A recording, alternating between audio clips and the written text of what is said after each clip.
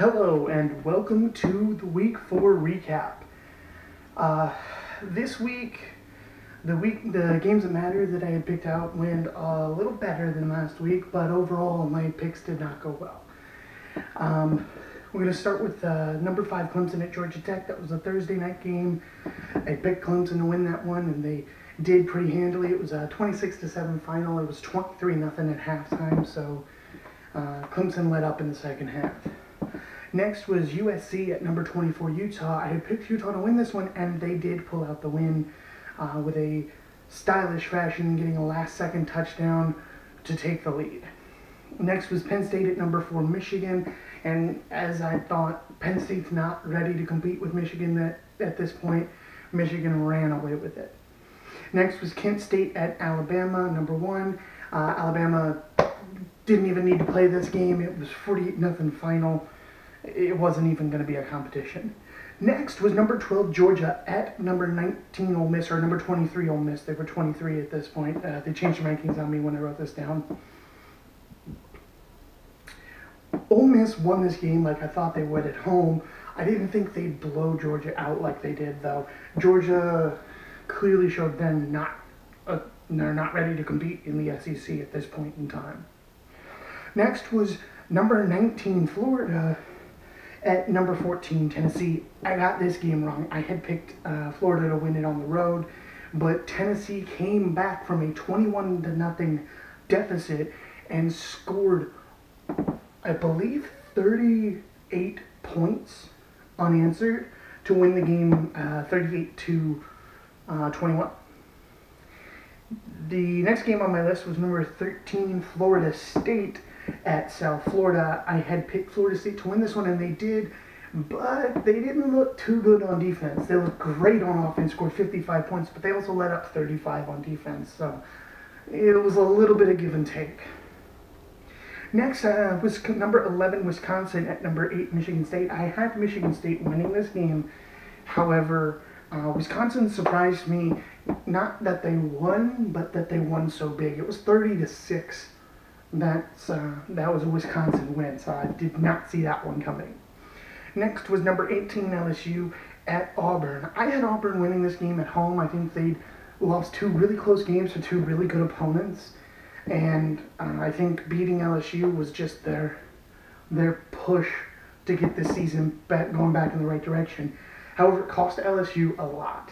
LSU fired their head coach Les Miles because of this game. And it came down to clock management issues once again for him. Next was number 6 Houston at Texas State. Runaway win for Houston, like I said.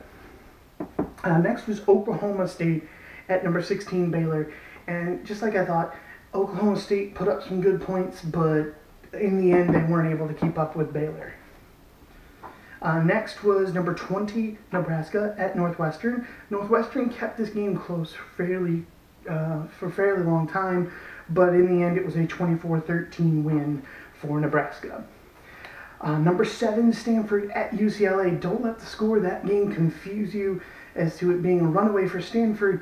It was actually very, very close up until the final 2 minutes. It was a one-score game. That last touchdown for Stanford was actually a fumble recovery on a hook and ladder style play, and they just returned it for a touchdown and padded the stats. Next was number 3 Louisville at Marshall. And as I said, this one was not so much a test of will Louisville win, but if they would score 60 points. They almost did. 59-28. 21 of the 28 points that Marshall scored was on Louisville's second string. So the first string for Louisville looking very strong at this point. Next was number 17 Arkansas at number 10 Texas A&M. I had picked Texas A&M to win this game at home. I thought it would be a close game, and it was not. Texas A&M won it 45-24. They ran away with the game, and they may be the real deal this year. Next was number 9 Washington at Arizona. This game went on really late. It went into, I believe, double overtime. But the end result was a 35-28 win for Washington. they maintain their undefeated season so far. The next game I picked was Wake Forest at Indiana. I had Wake Forest going 4-0 in this season, and that's what they did. It was a close game, 33-28, but Wake Forest comes out with a road win and goes into their main conference play with a 4-0 record. Not bad at all. Next, they had picked Army to beat Buffalo on the road, but Buffalo surprised me, pulled out the win. 23-20 win for Buffalo leaves Army with their first loss of the season at 3-1.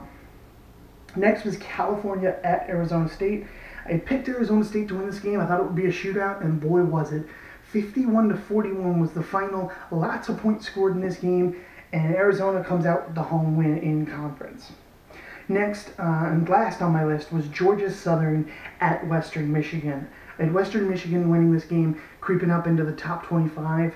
It turned out to be a good win for them. They came away with keeping their undefeated season intact. They're now 4-0 with wins over Northwestern and Illinois and Georgia Southern. It's going to be an interesting season to see where Western Michigan goes from here on out. So of the 20 games I was supposed to pick this week for my games that matter, I got 17 of them right, which leaves me at an 85% correct.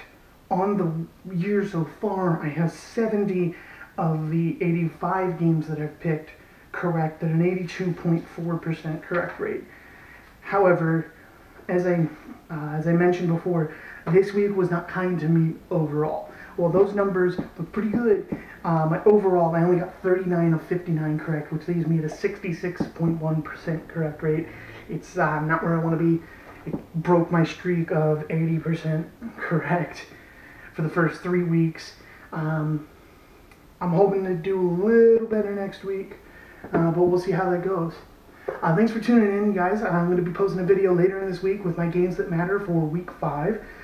So tune in for that. And thanks for watching. If you like what you're seeing, don't forget to hit that like button and subscribe to my channel. Thanks, and I'll see you next time.